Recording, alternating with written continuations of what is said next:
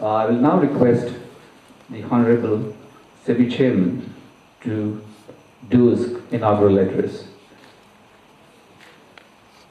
Mr. Andrew Krigler, President and CEO, IROC, Mr. Mark Almeida, President, Moody's Analytics, Mr. Sandeep Ghosh, Director, NISM, Mr. Prashant Sharan, my ex-colleague in SEBI, and invited guests, ladies and gentlemen, and members from the media.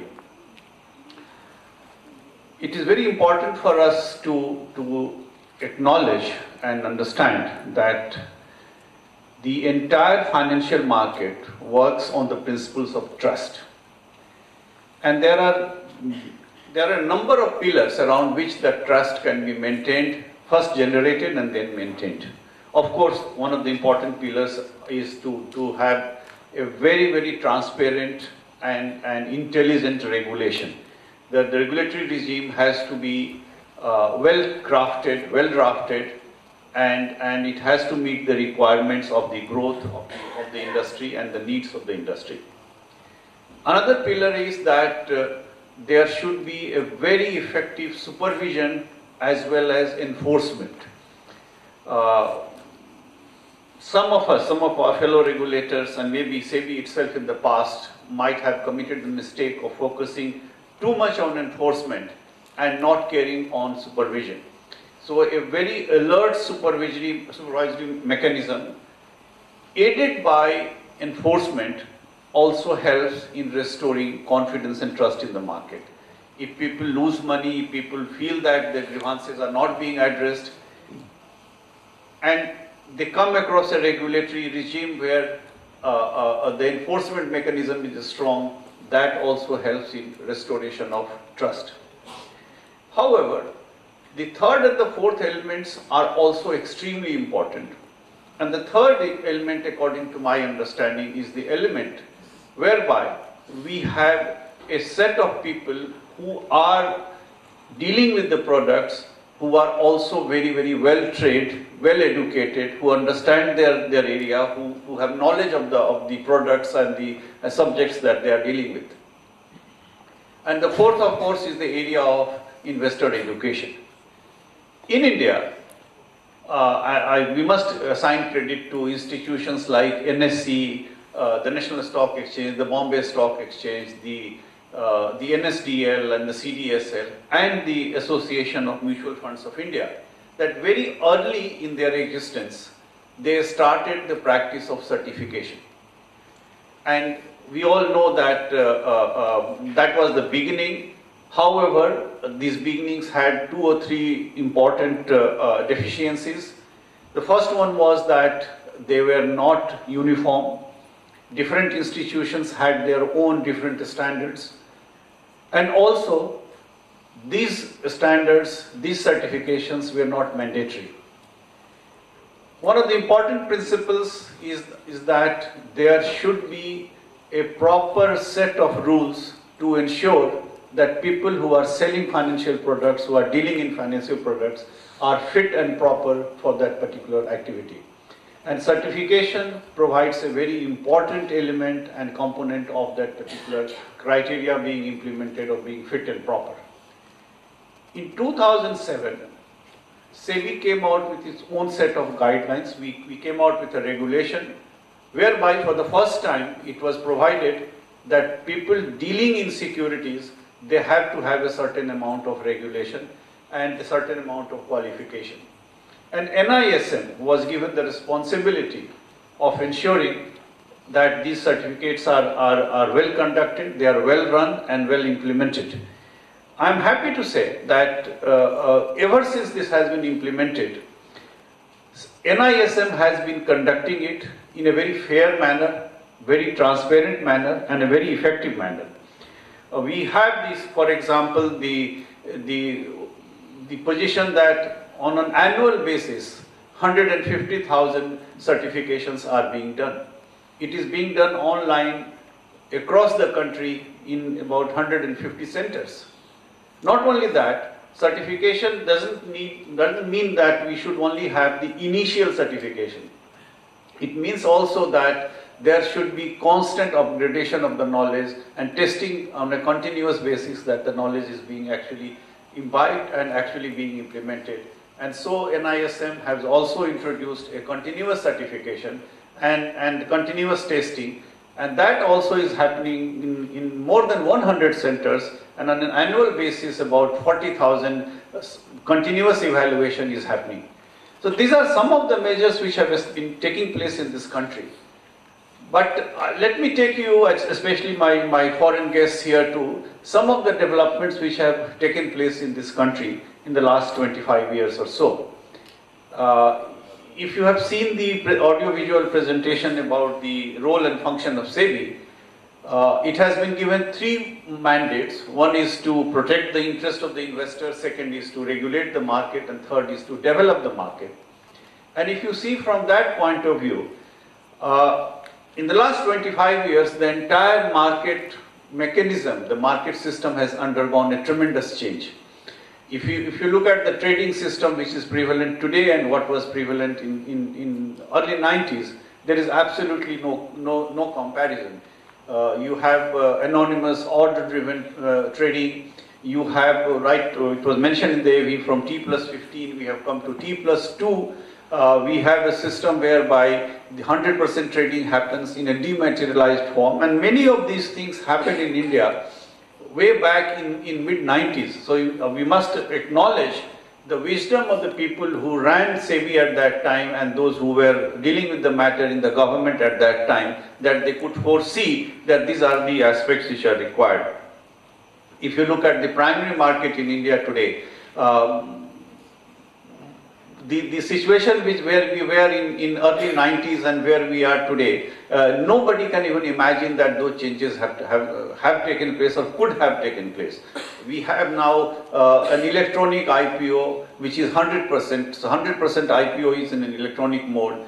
Nobody has to issue a check today to apply for an IPO. We have in India, unlike other parts of the world, one common book for retail as well as institutional investors, and so it becomes important from the point of view of retail investors that their money is only blocked. We have a mechanism called applications supported by blocked accounts, and it is blocked there, but there is no longer a need for the amount to be refunded or how much allotment you have got and how many months does it take for your money to be refunded. So all those things are matters of the past.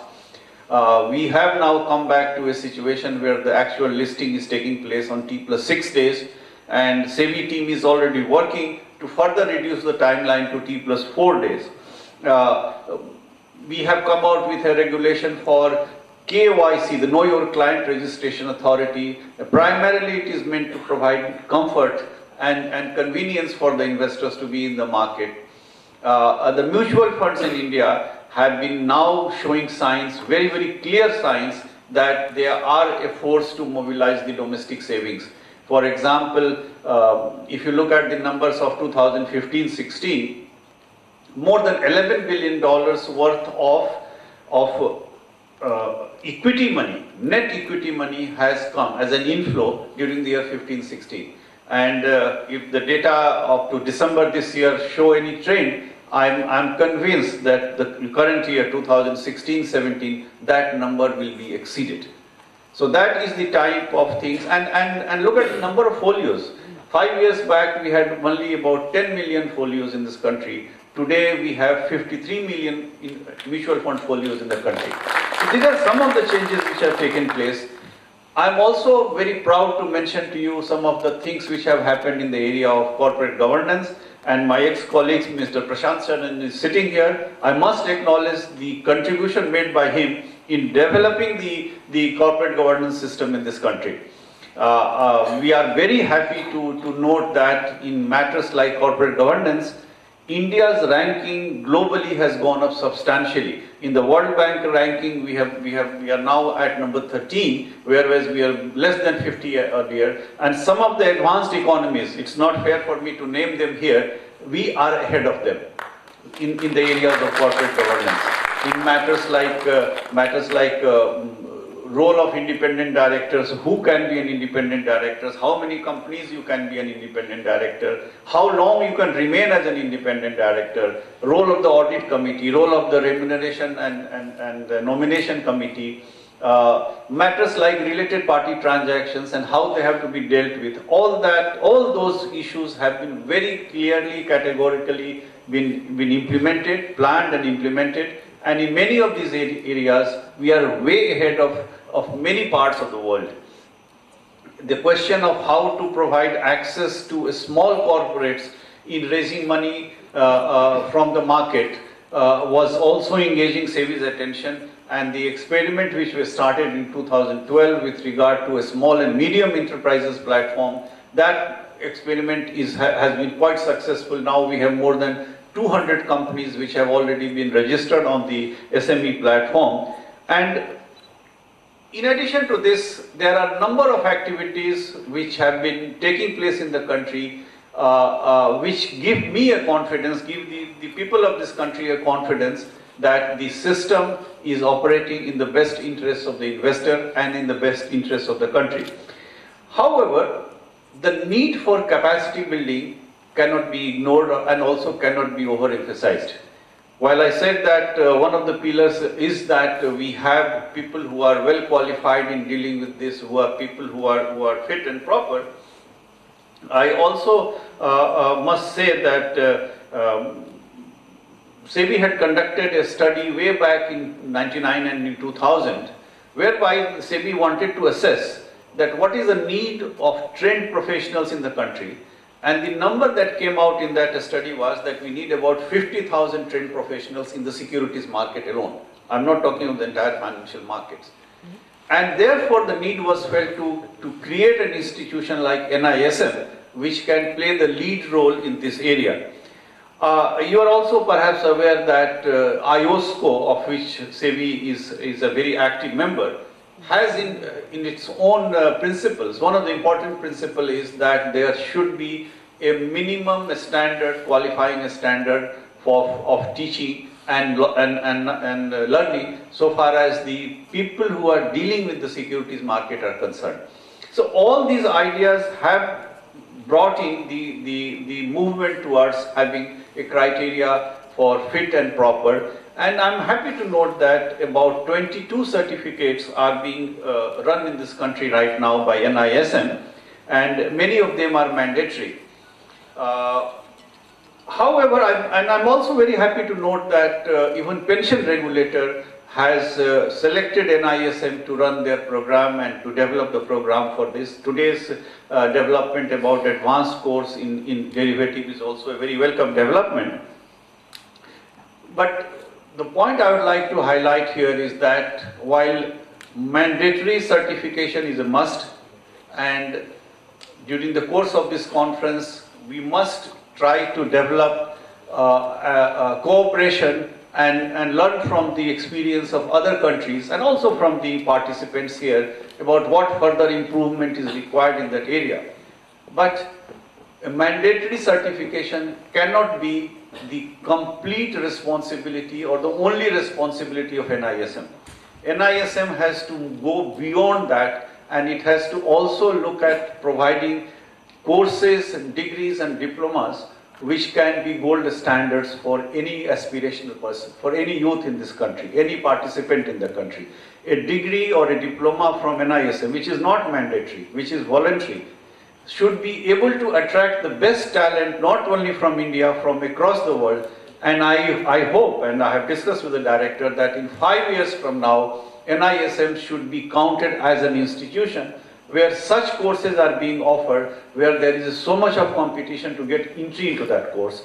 And once somebody has developed that course, has developed that particular qualification, his employability, his career progression should be a foregone thing. Nobody should have any doubt about that. Another area where NISM is going to focus is the area of research. SEBI has, and the stock exchanges together and the entire SEBI system have a lot of data which is relevant to our country and only unique to our country.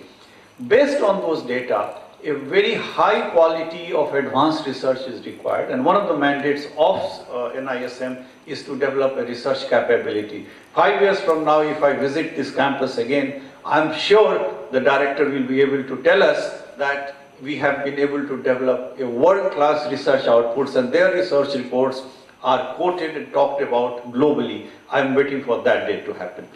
I thank the director for inviting me, and I welcome all the participants, and I'm sure you will have a series of very meaningful sessions and deliberations. Thank you very much.